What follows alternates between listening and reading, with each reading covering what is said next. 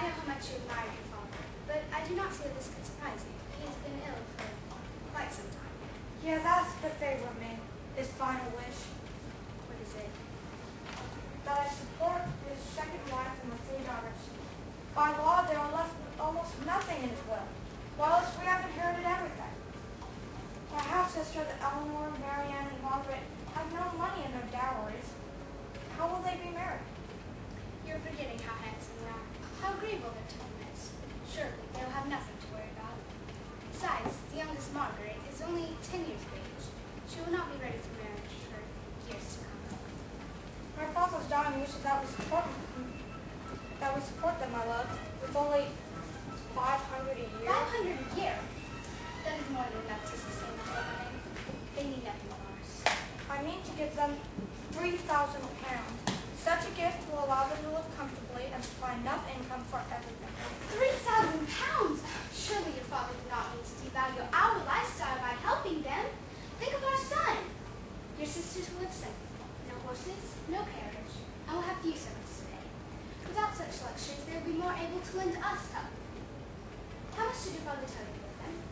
He did not stipulate a particular sum, though I know he did not mean to hurt us. An occasional gift of our kindness would be enough, perhaps. Game, fish, fowl when in season, occasional shawls and blankets. Such generosity will make your father proud.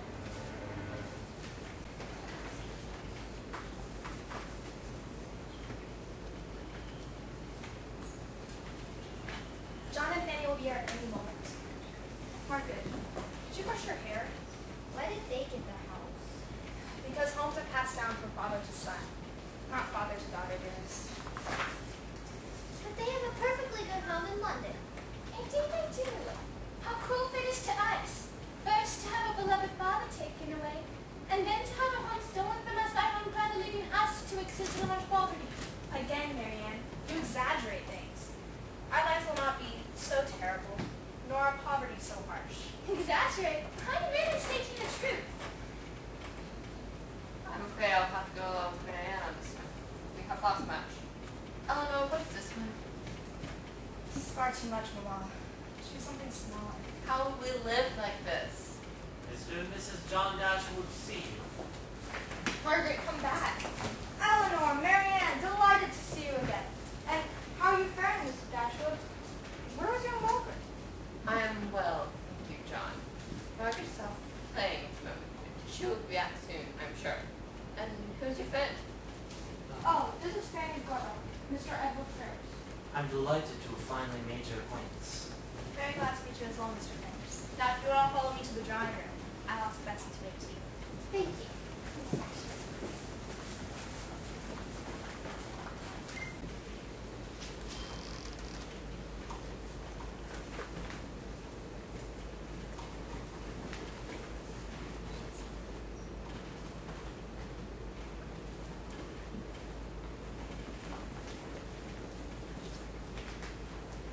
Miss Dashwood.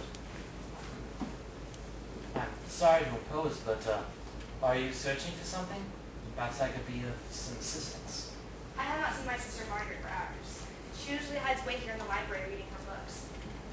I'm greatly worried. I see.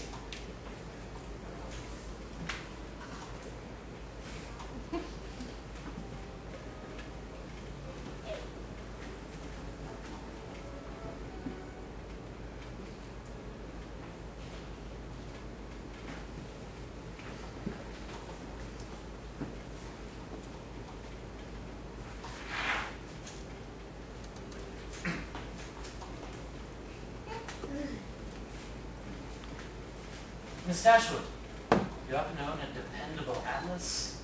I wish to check the position of the Nile. My sister believes it's in South America. South America? No, she's quite wrong. I believe it is in Belgium. Belgium? Surely not. You must be thinking of the Volga. The Volga?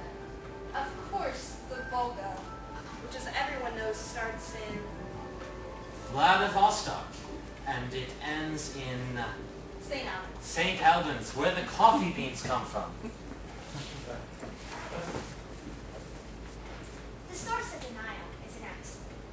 truly? Good heavens. How do you do, Edward Ferris? Margaret Dashwood. Margaret, if you're hungry, there should be some cold ham and bread left for you in the kitchen. Everyone else is in the drawing room if you would care to join them. I am hungry, but I believe I will go to bed early. Thank you for helping me find Margaret. She has been running off quite a lot lately. It was no trouble at all. She sure knows her geography.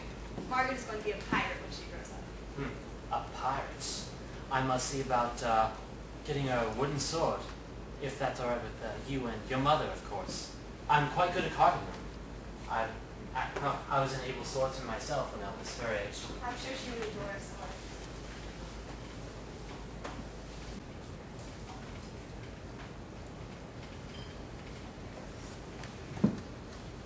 Are you still having difficulty finding a suitable home?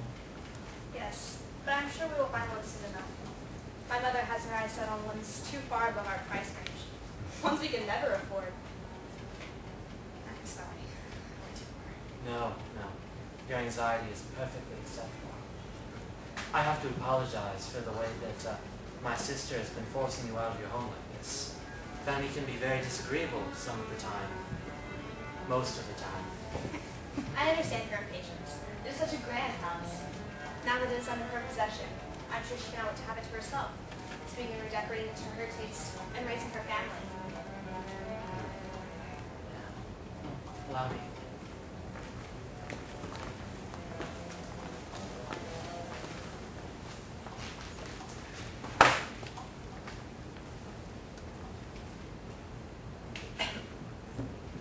He's so glad you chose to invite Edward to Norland. He's a dear boy. Well, very fond of him.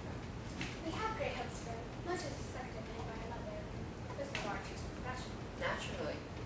And in marriage, she is determined that both he and his brother Robert will marry well. Of course, but I hope she desires him to marry for love.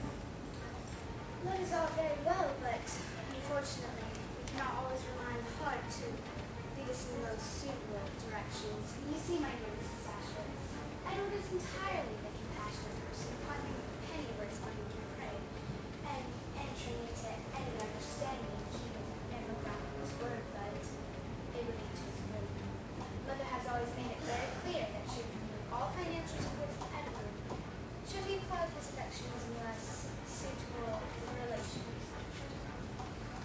I understand you perfectly.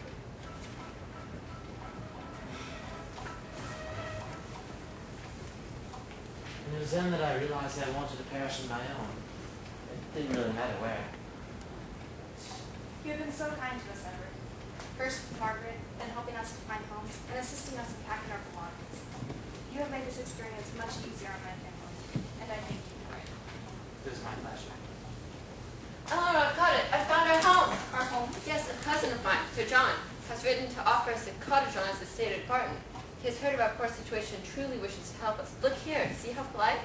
Yes, I do. Sir John is most kind. This is perfect for us. Oh, it is very far. Shall I begin to make arrangements for your leaving Norland? Yes, we'll be gone soon enough. Now. Edward, I need your help. I will come to visit you soon. Perhaps with an atlas for Margaret.